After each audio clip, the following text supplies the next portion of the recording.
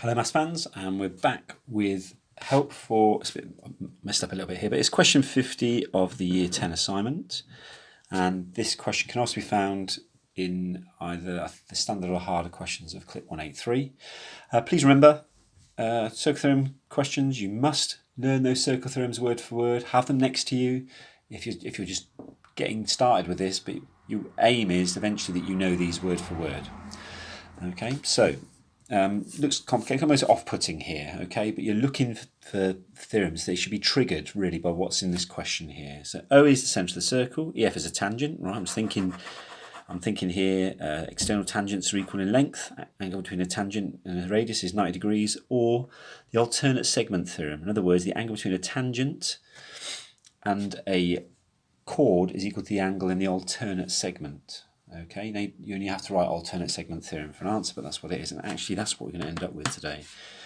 Two angles given, AB equals BC, and that's shown here. We've got an isosceles triangle in here. Okay, BAC we're after. BAC, so we're after this angle here. Now I just said about alternate segment theorem, didn't I?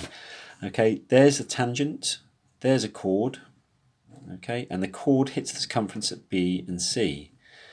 Now, if you look at any circle, let me just look at that BC, I'm just going to draw it there, nothing else on it. That chord there, that chord BC, has split that circle into two segments, what's called a minor segment, a bit like a segment of an orange, isn't it? And a major segment, which is the larger version, not so much like a segment of an orange. It's got a weird orange, but anyway, that's what we've got. So, so the angle in the alternate segment, well, there's the chord. The alternate segment angle is any angle made going from B to the circumference and back to C. So it could be that angle there. That's also true. Okay. Now some of you might notice, of course it's true, because the angle in the same segment is also equal. So it makes sense if any angle that I draw from B back to C will be the same. Okay. Now these are all angles in the alternate segment. So if you look at BC, where does it bounce from? It goes from B to the circumference back to C. That means this angle here must be 28 degrees.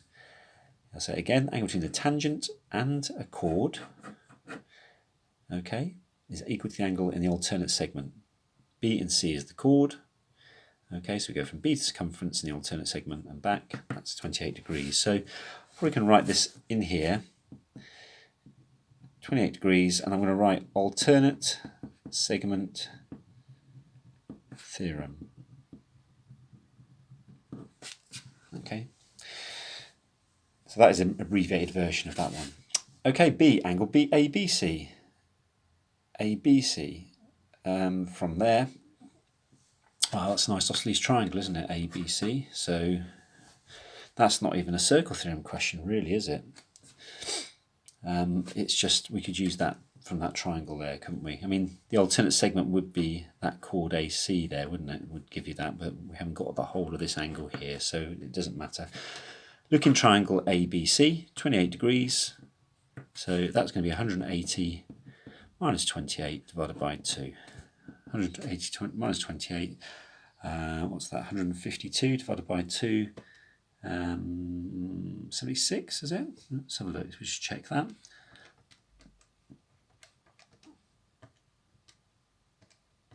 Yeah, 76 degrees.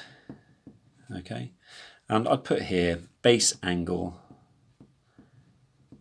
of an isosceles triangle. Okay, so that's true, isn't it?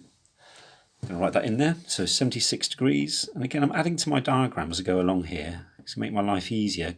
Strange thing about your brain, it doesn't always recognise that you know the answer to these things, but if you put it on the diagram, all of a sudden, oh, I know what to do now.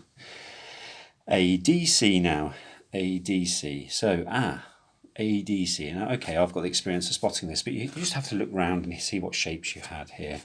Some of you may have recognised a quadrilateral. All the points are on the circumference, so it's a cyclic quadrilateral. What do we know about a cyclic quadrilateral? The opposite angles of a cyclic quadrilateral add up to 180 degrees. So ADC is 180, subtract 76. Okay, take away 76 from 180, that gives me 104 degrees. Okay, so I put opposite angles of cyclic quad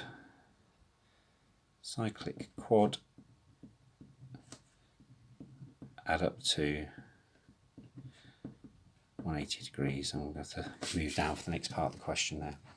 So 104 degrees, again, bring it onto my diagram. Great, I'm starting to feel like I could answer anything on this now. And COB is the last one, D then. Let's have a look. COB. A bit tricky here because we're going to actually have to draw onto the diagram here. So C to O to B. So after this angle here. Now again, some of you may recognise this. Sometimes, you know, you'll see this theorem looking a bit like an arrowhead. Just a warning here, never call it the arrowhead theorem because it doesn't always look like an arrowhead. And actually it's quite non-mathematical terminology here. But you should see that's an angle at the centre, hits the circumference at B and C. So any angle that goes now from C to the circumference and back to B will be half that, okay? Oh, sorry, half that. So that 28 degrees is half of whatever that angle is there. So what we can say is that BOC must be equal to double 28, 2 times 28, which is 56 degrees. And that's because the angle at the centre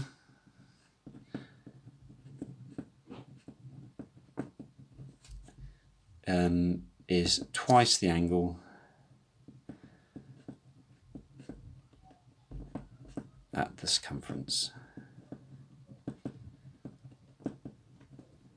Again, emphasis on making sure the wording, don't rush it, just go, oh, the one at the centre is double the one on the circle. That's not going to get you the marks. You have to use the correct language here. Be strict on yourself. The sooner you do that, the sooner you find these questions will be getting easier for you. Okay, I hope that's helpful, and I'll see you next time.